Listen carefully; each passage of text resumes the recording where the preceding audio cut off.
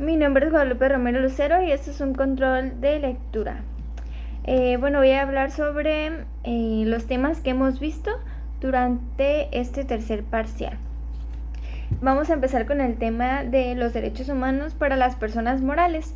Bueno, como bien sabemos, todas las personas jurídicas o morales tienen personalidad jurídica y patrimonio propio, distinto de sus integrantes, y pueden ejercitar todos los derechos que sean necesarios para realizar su objeto para el cual fueron legalmente constituidos.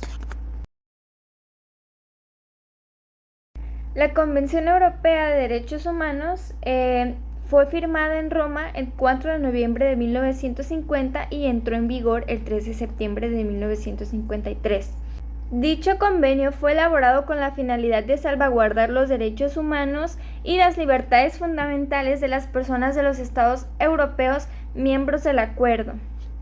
Como ya lo hablábamos, las empresas, al ser consideradas por el derecho como personas jurídicas o morales, también gozan de derechos humanos por ampliación del concepto de persona establecido en la Constitución en su artículo 1.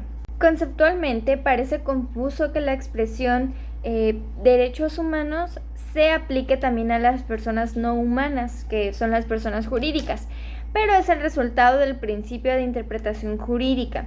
Sin embargo, por su condición de entes abstractos y ficción jurídica, las empresas no pueden gozar de ciertos derechos exclusivos del ser humano, como ocurre con la dignidad humana, que es connatural solo a la persona física.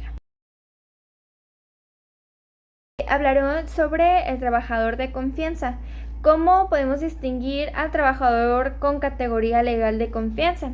Bueno, es aquel que desarrolla actividades de dirección, inspección, vigilancia y fiscalización cuando tengan carácter general, pero también cuando las actividades que desempeña para la empresa se relacionan con trabajos personales a su empleador. Esto lo encontramos en el artículo 9 de la Ley Federal del Trabajo.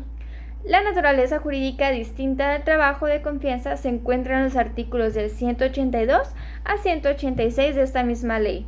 Los trabajadores de confianza no pueden formar parte de un sindicato ni recibir indemnización por decisión propia. Se puede rescindir a un trabajador de confianza cuando ha dejado de cumplir las funciones que le fueron encomendadas. Pero cuando no se acredite la causal de la rescisión, el trabajador puede pedir que se le reinstale, pero si el empleador no quiere reinstalarlo, tendrá que indemnizarlo. El Sistema Universal de Protección de Derechos Humanos surge de la Declaración Universal de Derechos Humanos adoptada en 1948. Desde entonces ha sido desarrollado un cuerpo normativo sólido con diferentes órganos encargados de promover los derechos humanos y con facultades para vigilar y exigir el cumplimiento de estos derechos por parte de los Estados. El Consejo de Derechos Humanos de la Organización de las Naciones Unidas es el principal órgano del sistema y tiene el mandato de formular con el fin de desarrollar el derecho internacional en la esfera de los derechos humanos.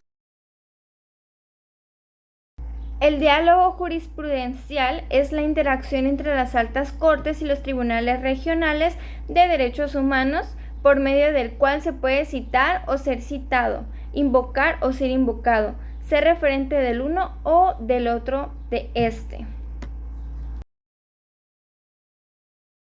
Volviendo al tema de la estabilidad laboral con dignidad y calidad como principios, recordemos que el derecho humano al trabajo se debe caracterizar por garantizar sin restricciones, limitaciones o cualquier otra forma de discriminación, estabilidad laboral duradera con dignidad humana, a trabajo socialmente útil o de calidad de los operarios. Al mismo tiempo, es deber del Estado promover su expansión sistemática para cubrir bajo el manto de esta protección constitucional a la población económicamente activa y a los beneficiarios de esta.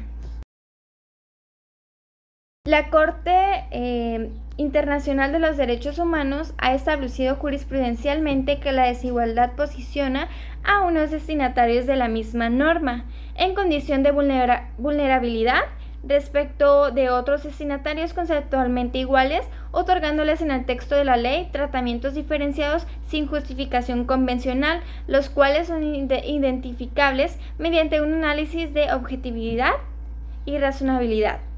es decir, con el apoyo del test de igualdad. Internamente, México reconoció mediante un decreto publicado en el Diario Oficial de la Federación en fecha de 30 de junio del 2009 que por su volumen de ventas y diferente capacidad de contratación de trabajadores existen 4 tipos o estratos de empresas, que son micro, pequeña, mediana y grande empresa. Por último, hablemos sobre el principio de irrenunciabilidad de los derechos adquiridos. Eso lo encontramos en el artículo 33 de la Ley Federal del Trabajo y es nula la renuncia que los trabajadores hagan de los salarios devengados de las indemnizaciones y demás prestaciones que deriven de los servicios prestados, cualquiera que sea la forma o denominación que se le dé. Eso es todo por mi parte, muchas gracias.